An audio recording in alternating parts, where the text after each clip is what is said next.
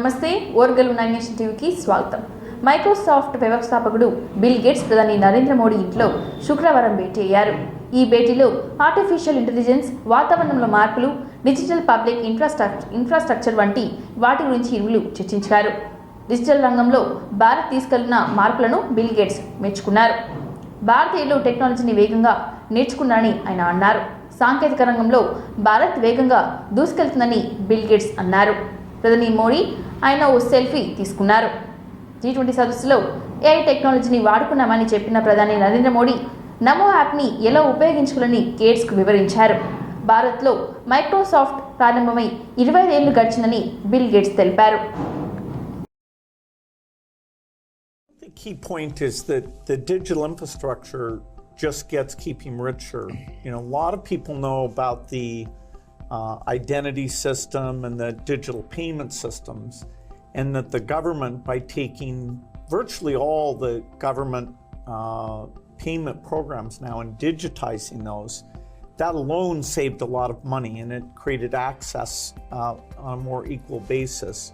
But now as you're moving into the different areas, advice for farmers, registering their land, tutoring for kids, and the health records, connecting all of those. That's kind of a second phase. And we're just at the beginning now of the third phase, where these advances in artificial intelligence will come on top of that and make the value even better. आपने सही कहा, AI का महत्व बहुत है और मैं तो कभी कभी मजाक में कहता हूँ, हमारे देश में माँ को आई बोलते हैं, माता को बहुत से राज्यों में भाषा बोलते आई। अब मैं कहता हूँ हमारे यहाँ बच्चा पैदा होता है तो आई भी बोलता है, AI भी बोलता है। वो इतना एडवांस हो गया है। अब देखिए मैं कैसे उपयोग करता हूँ, मैं आपको बताऊँ, जिसको देखकर आपको भी खुशी होगी कि कॉमन मैन कैसे AI का उपयोग कर सकता है। जैसे मैंने G20 में AI का बहुत उपयोग किया। मेरे पूरे G20 का परिसर था, उसमें पूरा का पूरा AI का उपयोग करके है। सारे इंटरप्रेटर्स की व्यवस्था मैंने AI से की। मैंने मेरे सभी ड्राइवर्स को मोबाइल फ़ोन पर ऐप डाउनलोड करवा दिया, उसके साथ बैठे हुए गेस्ट उनको करवा दिया। मान लीजिए वो फ्रेंच भाषा जानते हैं तो ड्राइवर के पास ऐप में फ्रेंच की व्यवस्था थी, वो ड्राइवर के साथ फ्रेंच में बोलते थे, ड्राइवर अपनी लैंग्वेज में सुनता था, ड्राइवर अपनी लैंग्वेज में जवाब देता था। यानी ड्राइवर के साथ कम्युनिकेशन किसी भी लैंग्वेज में वो कर सकते थे। मैंने अभी एक प्रयोग किया, मैं काशी तमिल संगम में कार्यक्रम करता हूँ, तो काशी में तमिलनाडु के लोग आए हुए थे, तमिल भाषा मैं बोल नहीं सकता हूँ, तो मैंने AI का उपयोग। కాంగ్రెస్ పార్టీలో తాను ఇంకా చేయలేదని అన్నారు బీఆర్ఎస్ ఎమ్మెల్యే కడియం శ్రీహరి. తాను వరంగల్ కాంగ్రెస్ ఎంపీ అభ్యర్థి అంటూ వస్తున్న వార్తలపై మాట్లాడారు. కాంగ్రెస్ నేతలు తనను కాంగ్రెస్లోకి రావాలని ఆహ్వానించారని చెప్పుకొచ్చారు. తెలంగాణలో కాంగ్రెస్ను బలోపేతం చేయాలని వారు కోరుతున్నారని అన్నారు. శ్రేయోభిలాషులతో మాట్లాడి నిర్ణయం చెప్తానని అన్నారు కడియం శ్రీహరి.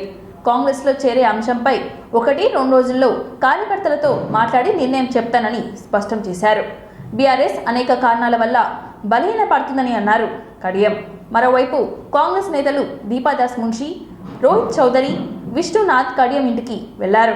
కడియం శ్రీహరి కాంగ్రెస్లోకి ఆహ్వానిస్తున్నట్లుగా దీపాదాస్ మున్షి వెల్లడించారు.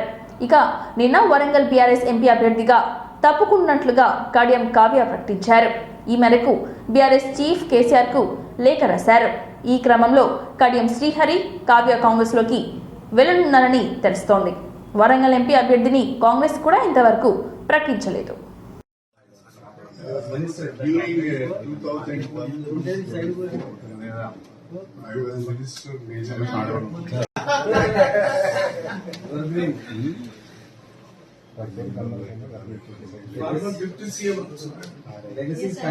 దీపాదాస్ మున్షి గారు, వారితో పాటు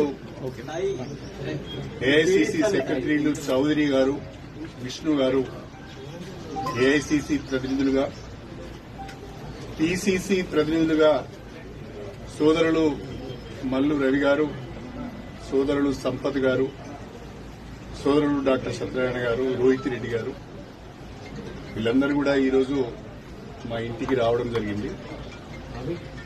వారందరూ కూడా అటు ఏఐసి నుంచి ఏఐసిసి నుంచి ఇటు పిసిసి నుంచి మీరు పార్టీలోకి రావాలి, తెలంగాణలో కాంగ్రెస్ పార్టీని బలోపేతం చేయడానికి మాతో కలిసి పనిచేయాలని చెప్పి ఒక ఆహ్వానం నాకు ఇచ్చారు. నేను నా శ్రేయోభిలాషులు, నాతో ఇన్ని రోజులు కలిసి ప్రయాణం చేసిన కార్యకర్తలు వాళ్ళందరితో కూడా మాట్లాడి త్వరలోనే నా నిర్ణయాన్ని చెప్తానని చెప్పి పెద్దలు దాస్ మున్షి గారికి తెలియజేయడం జరిగింది. In a day or two, I will take a decision after consulting my followers and after consulting my well-wishers and my workers. నేను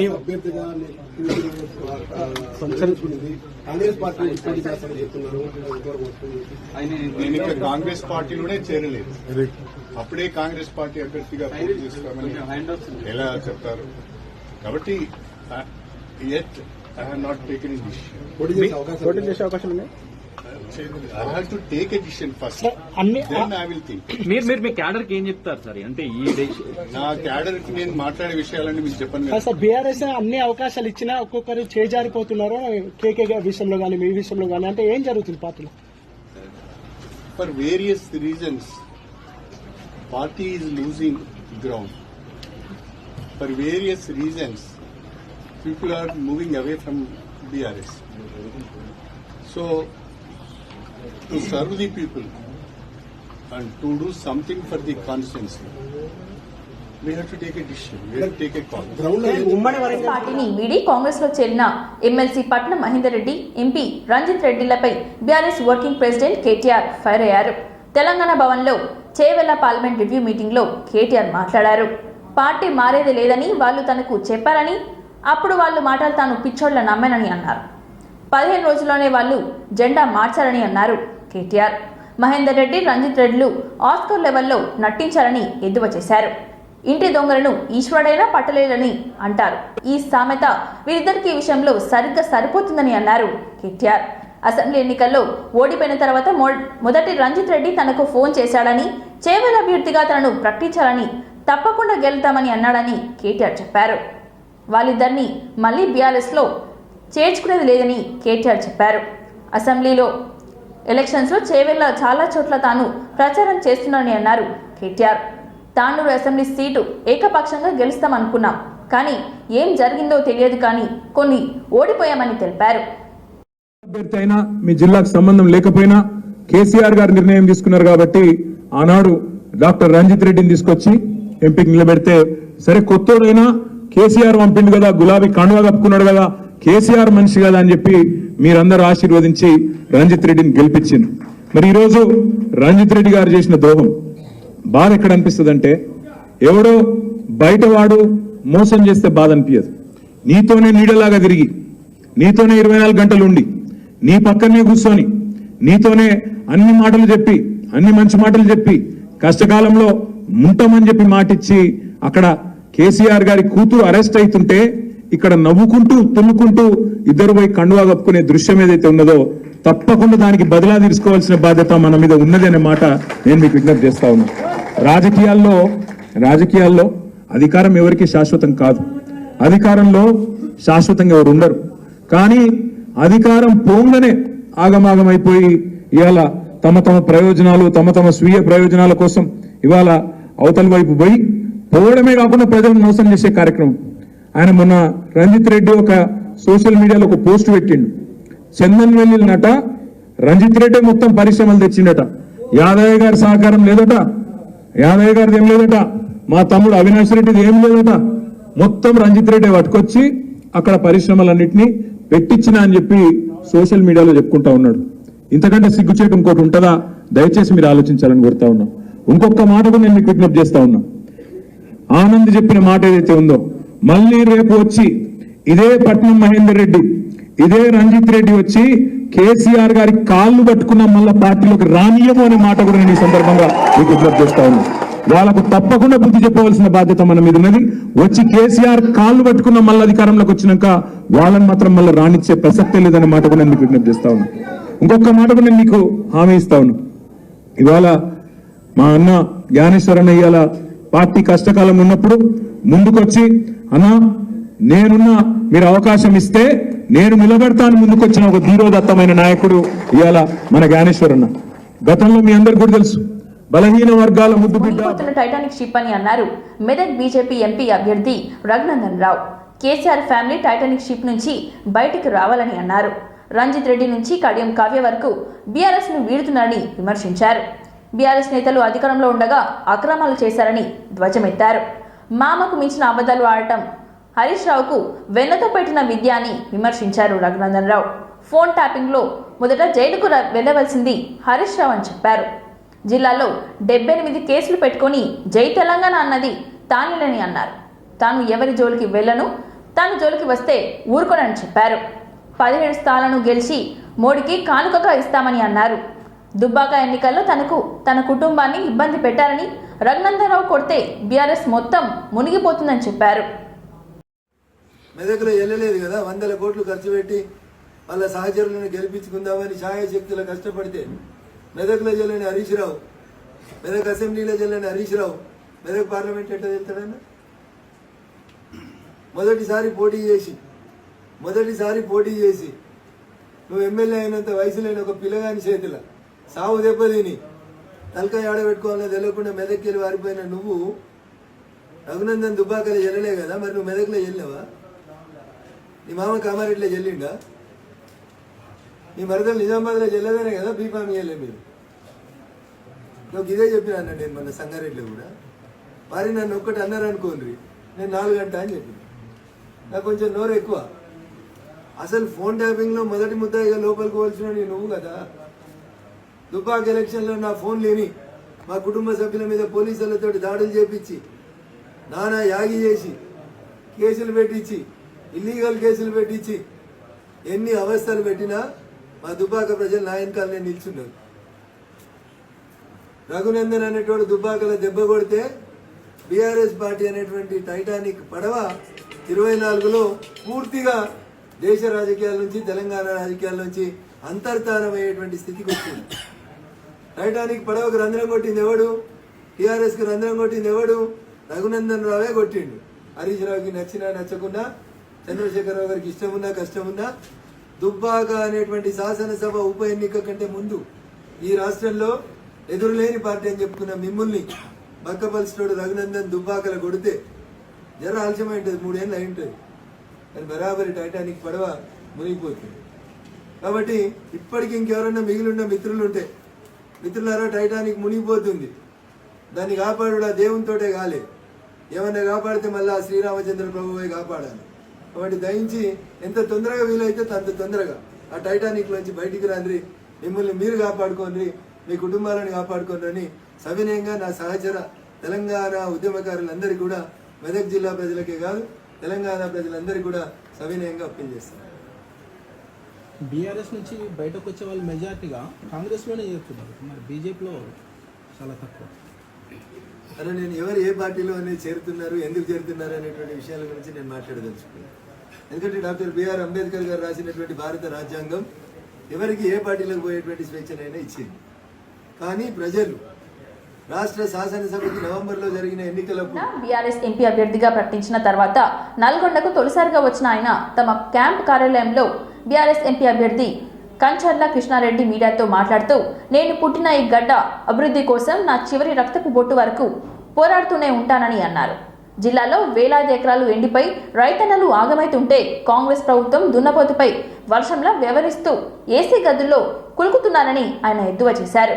కేవలం 100 రోజుల్లోనే అత్యంత తీవ్రంగా ప్రజా వ్యతిరేకతను మూటగట్టుకున్న ఈ కాంగ్రెస్ లాంటి ప్రభుత్వాన్ని నా 40 ఏళ్ల రాజకీయ జీవితంలో ఏనాడు కూడా చూడలేదని ఆయన అన్నారు.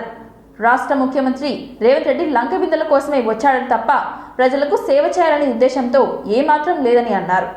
ఈ కార్యక్రమంలో నల్గొండ మాజీ ఎమ్మెల్యే భూపాల్ రెడ్డి, మిర్యాలగూడ మాజీ ఎమ్మెల్యే భాస్కర్ రావు, తుంగతుర్తి మాజీ ఎమ్మెల్యే కిషోర్ తదితరులు పాల్గొన్నారు. నేను 40 ఏళ్ళ నుంచి రాజకీయాలు చూస్తున్నా. 1981 సమితి ప్రెసిడెంట్ ఎన్నికల కానించి రాజకీయాలు చూస్తున్నాను. ఒక ప్రభుత్వం మీద ఇంత వ్యతిరేకత ఎప్పుడు వచ్చిందని నేను అనుకుంటాను, ఎప్పుడు రాలేదు.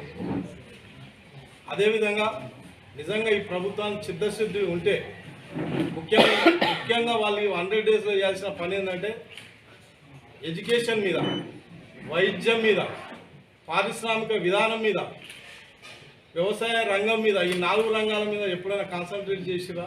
ఎప్పుడైనా సమీక్ష నిర్వహించిరా? ఏమన్నా చేసిరా? వీళ్ళు ఏం లేదు. అసలు నువ్వు సమీక్ష నిర్ణయించలేదు, దాని మీద విధాన నిర్ణయాలు తీసుకోలే. ఈ 100 రోజుల్లో ఇక నువ్వేం చేస్తావు భవిష్యత్తులో? నీ ఆలోచన విధానం ఏంది? ఎంతసేపు విద్య ఉంది. గత ప్రభుత్వం మంచిది కాదని విమర్శిస్తున్నావు. ఎంతసేపు కేసీఆర్ని విమర్శిస్తున్నావు, కేటీఆర్ని విమర్శిస్తున్నావు, హరీష్ రావుని విమర్శిస్తున్నావు, కవితని విమర్శిస్తున్నావు. మరి నువ్వు చేసేది ఏంటి? నువ్వేం చేస్తున్నావు? అసలు విద్య మీద ఏమైనా నిర్ణయం తీసుకున్నావా 100 రోజులలో? వైద్యం మీద ఏమైనా తీసుకున్నావా? మరి నువ్వు చేయాలి కదా.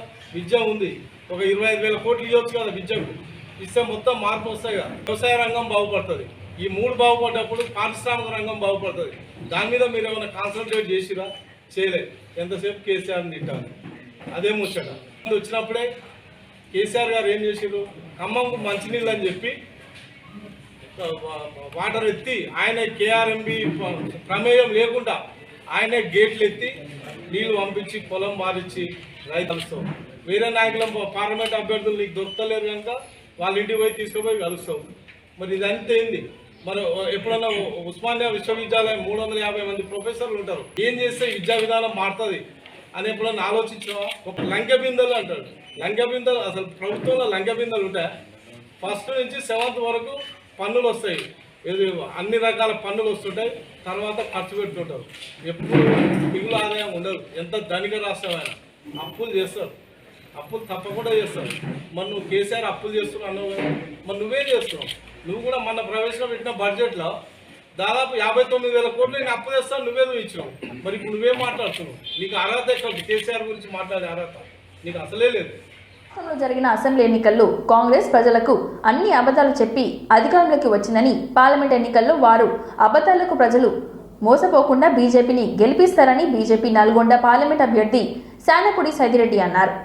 బీజేపీ కార్యాలయంలో ఏర్పాటు చేసిన విలేకరుల సమావేశంలో ఆయన మాట్లాడుతూ, తెలంగాణ రాష్ట్రంలో 6 గ్యారంటీలతో అధికారంలోకి వచ్చిన కాంగ్రెస్ 100 రోజులు దాటిన ఏ ఒక్క గ్యారంటీని కూడా సక్రమంగా అమలు చేసిన దాఖలా లేవని విమర్శించారు.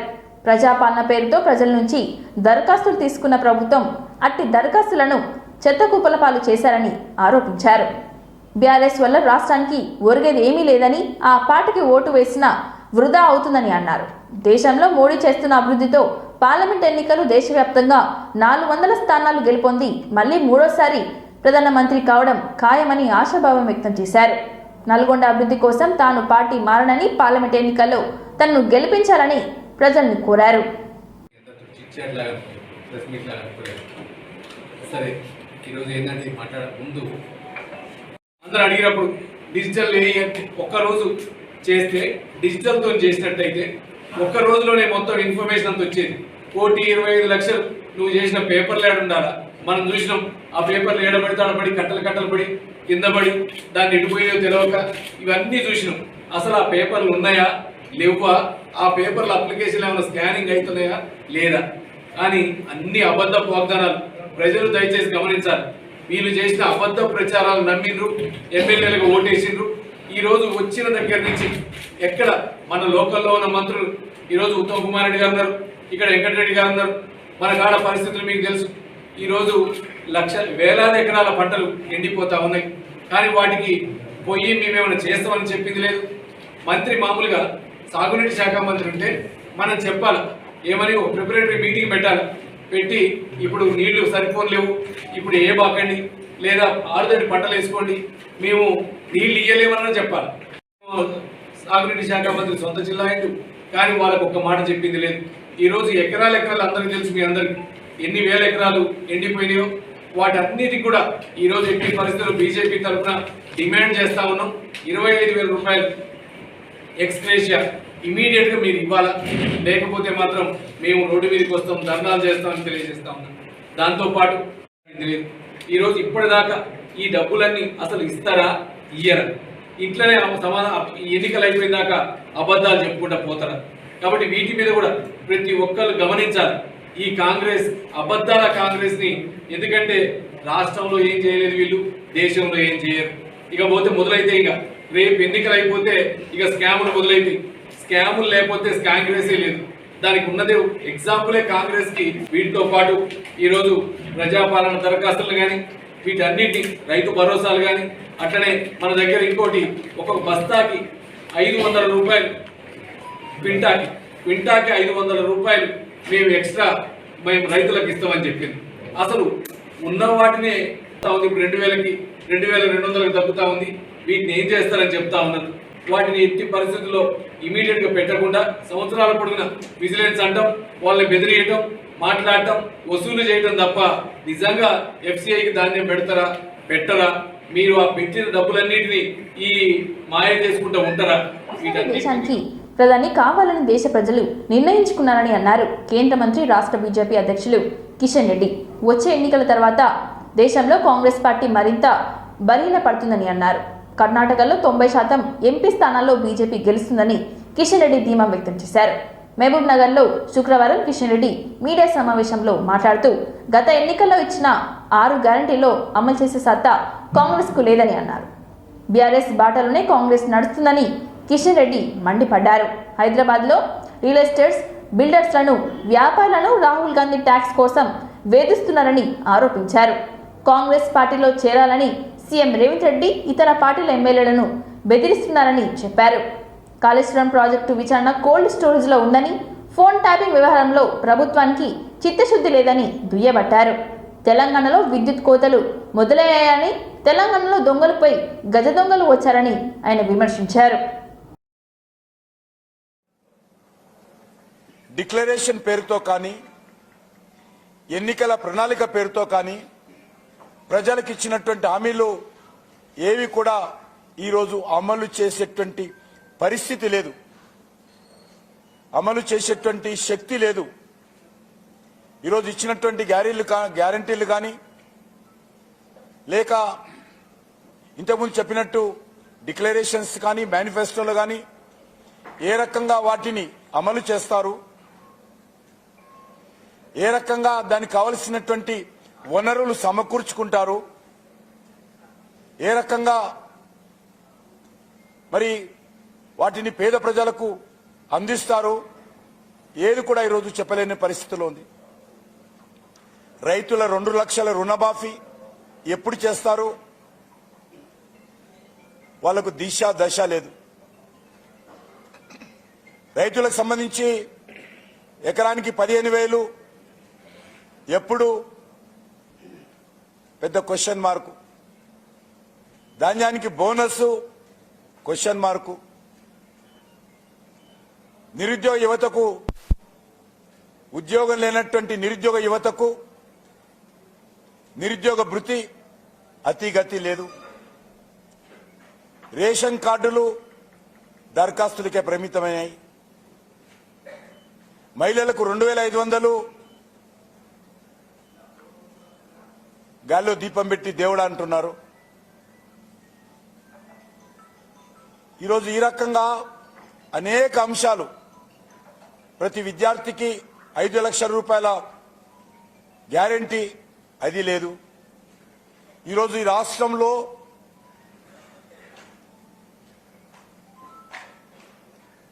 కాంగ్రెస్ పార్టీ అధికారంలోకి వచ్చిన తర్వాత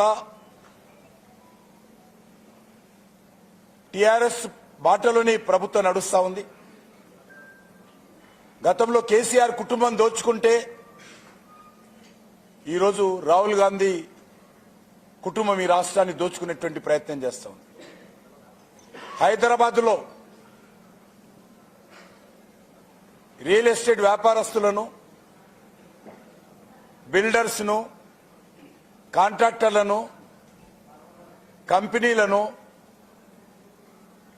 ఏ ఒక్కరిని కూడా వదలడం లేదు. నేరుగా వెళ్లి ఢిల్లీలో రాహుల్ గాంధీకి, కాంగ్రెస్ పార్టీకి ఎన్నికల డొనేషన్స్ ఇవ్వాలని ప్రతి ఒక్కరి మీద పిలిచి ఒత్తిడి చేస్తా ఉన్నది రాహుల్ గాంధీ గ్యాంగ్. కాంగ్రెస్ పార్టీకి ఓటేసిన పాపానికి ఈరోజు RG tax, Rahul Gandhi tax Telangana ప్రజల మీద కాంగ్రెస్ పార్టీ వేస్తా ఉన్నది. ఈరోజు మనం చూస్తా ఉన్నాం ఏ ప్రాజెక్టుల మీద కాడా. లోక్సభ ఎన్నికల ముందు బీఆర్ఎస్ కు దెబ్బ మీద దెబ్బ తగ్గుతోంది. రాష్ట్రంలో అధికారం కోల్పోవడంతో ప్రస్తుతం బీఆర్ఎస్ గట్టు పరిస్థితులను ఎదుర్కొంటోంది. బీఆర్ఎస్ పలువురు ఎమ్మెల్యేలు, ఎంపీలు బీజేపీ, కాంగ్రెస్ పార్టీలోకి జంప్ అవుతున్నారు. తాజాగా బీఆర్ఎస్ ముఖ్య నేత, Rajya Sabha MP K Keshava Rao, MLA Kadiyam శ్రీహరిలు బీఆర్ఎస్ వీడి కాంగ్రెస్ లో చేరాలని నిర్ణయించుకున్నారు. తాజాగా పార్టీ మార్పుపై స్పందిస్తూ మార్చి 30వ తేదీన శనివారం కాంగ్రెస్ పార్టీలో చేరబోతున్నట్లుగా కె కేశవరావు స్పష్టం చేశారు. ఈ మేరకు ఆయన మీడియాతో మాట్లాడుతూ, తెలంగాణలో కోసం ఎంపీలతో కలిసి పోరాటం చేశాం. 85 ఏళ్ల జీవితంలో 55 ఏళ్ల జీవితం కాంగ్రెస్ లో ఉన్నా. మంత్రిగా, ఎంపీగా, సిడబ్ల్యూసీ మెంబర్గా కాంగ్రెస్ అవకాశం ఇచ్చింది. నా రాజకీయ జీవితంలో కాంగ్రెస్ నాకు ఎంతో చేసింది. తెలంగాణపై తీర్మానం చేసేటప్పుడు కాకా వెంకటస్వామితో కలిసి పనిచేశానని చెప్పారు. మాజీ ముఖ్యమంత్రి కేసీఆర్ నా మాటకు చాలా విలువ ఇచ్చారని ఆయన అన్నారు. 13 ఏళ్ల తీర్థయాత్ర తర్వాత సొంత ఇంటికి వెళ్తున్నానని ఆయన అన్నారు. కాంగ్రెస్ లో చేరాలని నిర్ణయించుకున్నానని తెలిపారు.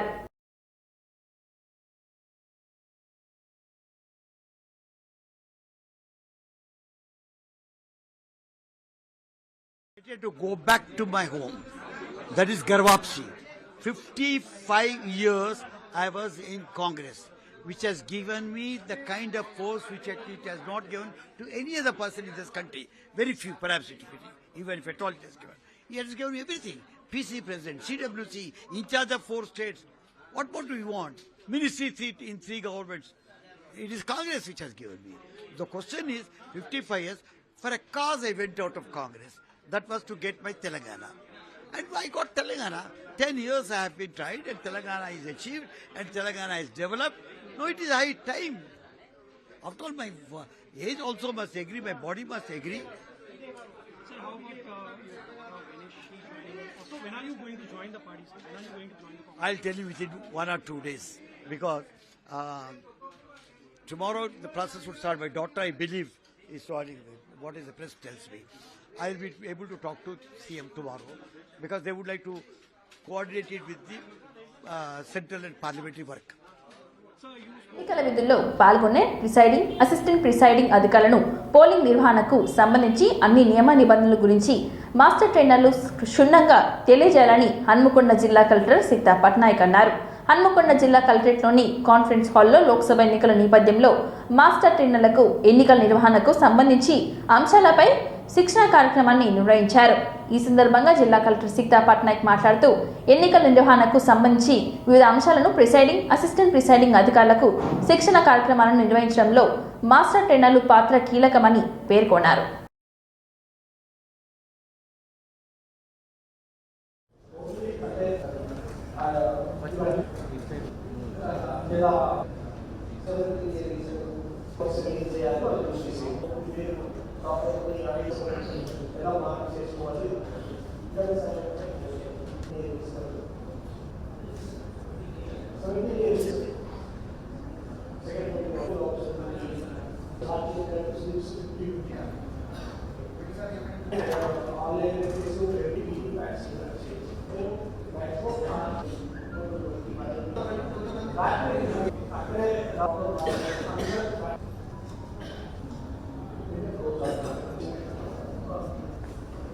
ఎక్కడైతే వర్కింగ్ ఉందో ఆయా లోకల్ నడకుండా ఉండొచ్చు, మీ లోకల్ నేటివ్ వేరే జిల్లా ఉండొచ్చు. ఒకవేళ మీరు పిఓఏలో మిస్ అయితే మాత్రమే, ట్రైనింగ్లో మిస్ అయితే మాత్రమే working assembly constitute OPOs, they should submit an RDO Hanakonda and RDO Palkal office till April 6th. Every OPOs submit which cheyaro.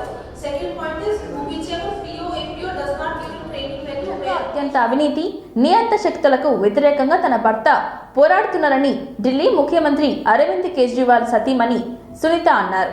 ఆయనకు అండగా ఉండేందుకే ప్రజలందరి ఆశీర్వాదం కావాలని కోరారు. ఈ మేరకు మరో వీడియో సందేశం విడుదల చేసిన ఆమె వాట్సాప్ ప్రచారాన్ని ప్రారంభించారు. నా భర్త నిజమైన దేశభక్తుడని, కోర్టులో నిల్చొని నిజాన్ని బయట పెట్టాలంటే చాలా ధైర్యం కావాలని అన్నారు. ప్రస్తుతం ఆయన నియంత శక్తులను సవాల్ చేస్తున్నారని, ఇప్పుడు మనమంతా ఆయనకు మద్దతుగా ఉండవలసిన అవసరం ఉందని ఆమె కోరారు. అందుకే ఈ రోజు నుంచి మేము ప్రత్యేక డ్రైవ్ మొదలు పెడుతున్నామని, కేజ్రీవాల్ కోసం 8297324624 వాట్సాప్ నెంబర్కు మీ సందేశాన్ని పంపండి చెప్పారు. అవన్నీ నేను ఆయనకు చేరవేస్తానని, మీ ప్రేమ ఆశీర్వాదాలతో ఆయన ధైర్యంగా ఉంటారని సునీతా అగ్రవాల్ సందేశంలో వెల్లడించారు. आप सबने सुना तो होगा, अगर नहीं सुना है तो एक बार प्लीज उसको जरूर सुनिए। जो कुछ कोर्ट के सामने उन्होंने बोला उसके लिए बहुत हिम्मत चाहिए। सच्चे देशभक्त हैं वे, बिल्कुल ऐसे ही हमारे स्वतंत्रता सेनानी अंग्रेजों की तानाशाही से लड़ते थे। पिछले 30 साल से मैं उनके साथ हूं। देशभक्ति उनके रोम रोम में बसी है। अरविंद जी ने देश की सबसे ताकतवर, भ्रष्टाचारी और तानाशाही ताकतों को ललकारा है। आपने अरविंद जी को अपना भाई, अपना बेटा कहा है। क्या इस लड़ाई में आप अपने भाई, अपने बेटे का साथ नहीं देंगे? मुझे पूरा विश्वास है कि हम सब साथ मिलकर यह लड़ाई लड़ेंगे। मैं आपको एक व्हाट्सएप नंबर दे रही हूं। व्हाट्सएप नंबर है 8297324624। फिर से 8297324624। आज से हम एक अभियान शुरू कर रहे हैं जिसका नाम है केजरीवाल को आशीर्वाद। వార్తల సమాప్తం. మరిన్ని వార్తలతో మళ్ళీ కలుద్దాం. చూస్తూనే ఉండండి ఓరుగల్లు 9 నేషనల్ టీవీ.